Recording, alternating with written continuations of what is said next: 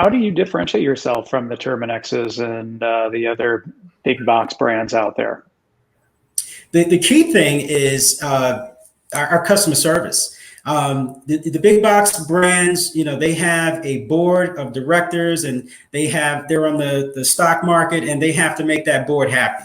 And the only way to make that board happy is to show them numbers, and those numbers have to look good. For us, we build our numbers by building relationships with our customers. So we're going to send out the same technician. In a lot of cases, the big box brand, they send the technician that's close in the area. We're going to send the same technician. That technician is going to learn that person's home. They're going to learn that person's family. We have some technicians that's been on the route 7 years, 8 years. They know when the children's birthday is coming up. They know when the anniversary of the homeowners are. They know that they're going to get ants before they have ants. They know that this is the season when mice are coming. So let me put this out and be proactive for mice. If you have a new technician every single time you have service, there's no way that they're going to learn that property. Each technician that comes, they're learning from scratch. And we get a lot of customers that come from big box companies, and the biggest issue they have is every single time they have service, it's a different technician. Retell that story over and over again. Yeah, and that's one of the biggest things that differentiates us from the big box brands.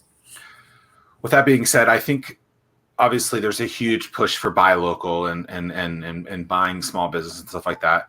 Oftentimes, I think it can be hard though to buy local and to buy and support small businesses because of pricing, because of ability to schedule quickly. These big boxes typically have a lot more options where a small business doesn't. So if someone was, on the fence about buying local or not, kind of in that whole concept of you might not have as many options, what would you say to someone who was, I'm gonna use this word again, combating, the buy local movement? Because I think even now it's more important than ever with COVID in people's minds and in people's worlds. So how does someone support small business when it's maybe not as easy or convenient to support as it is, a big box? Right. So luckily now we're at a stage where we can compete in that space, at least locally. And we can get a technician out within 24 hours. We can meet certain demographic areas and service those areas. However, there are going to be some challenges. Yes, a Terminix may say, hey, we can get someone there in an hour, where we may say we can't get someone there in an hour, but we can get someone there in 4 hours. And pricing wise, there may be some cases where for certain services or certain devices that we sell, because we don't have that buying power, we may be 15% or 20% more than a Terminix or an Orkin, where they have the buying power, let's say for a dehumidifier or fans, and they purchase so many that they can undercut us about 15 or 20%.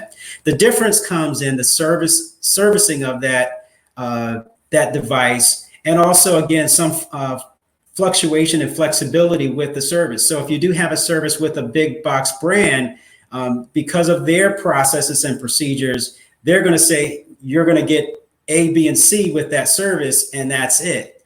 We may offer A, B, and C, but there may be a little bit of flexibility where we can add some additional services in there for you, because, again, we're not bound by our board of directors, and we're not on the stock market and that sort of thing. So we don't have to make anyone happy but our clients. Where a lot of these big box brands, the first person they have to make happy is the board member. The second person they make happy is the client. Appreciate that. Yep. What's something that we haven't talked about today, Dennis, that you love to talk about? Your beard. Mine or Tim's, because I think Tim's is pretty. Tim's been growing his beard out. I mean, yeah, but you cut yours in half. I just saw a picture of myself, like one of these videos popped up recently, and I was like, Damn, that thing really got long. Yeah, that's the funny thing about doing this show every week is that we can look through each show week by week to see the beard progression or the COVID hair progression. It's just warm outside, and I didn't want to do it anymore. I was like, I'm outside. I got my Ironman race hasn't been canceled yet, so it's literally, I think, the only race now that hasn't been canceled in Ironman's calendar in America. And who knows if it will? Like, last thing I want is to get there and be like, I'm not trained well. So, I mean, look, you just got to keep doing the work. That's right. Every day. Good luck with that Ironman as well.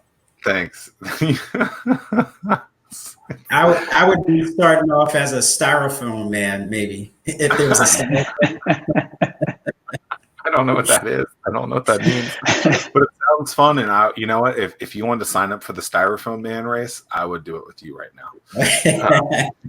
I'm going to speak for Tim here and say that he would too. Styrofoam Man. Maybe I'll start that. Maybe I'll see if I can buy styrofoamman.com. And I don't know what it is, but we could figure out something. We can come up with something, yeah. What's your favorite activity to do physically? Let me rephrase. In Ironman, how many miles are you running with an Ironman? So there's 2 Ironman races. So they have a 70.3, which is the one I'm doing, and that is 1.2 mile swim, 56-mile bike, and a 13.1 mile run, all back to back to back in the same day. An Ironman 140.6, the full, is double that. Okay. So the styrofoam would be just running 0.3 miles. It'll be swimming 0.2 miles, and it'll be biking 0.1 mile. 0.1 mile bike. That's like Dennis's activity right now is chasing his daughter. Yeah. Yeah. There we go. Enjoy that. Well, Dennis, appreciate you being with us today. If you guys are interested in learning more about Dennis, make sure to go to the website, accuridpest.com, schedule a service with Dennis, and he can show you all the things that he just talked about over the last few minutes. Tim, it's always fun catching up with you. Until next time, we'll see you guys. That's peace and pancakes, because I love to eat pancakes without roaches on them. So I'm glad you were able to help that family that one time, Dennis. And we'll see you guys next week. Take care, guys. Peace.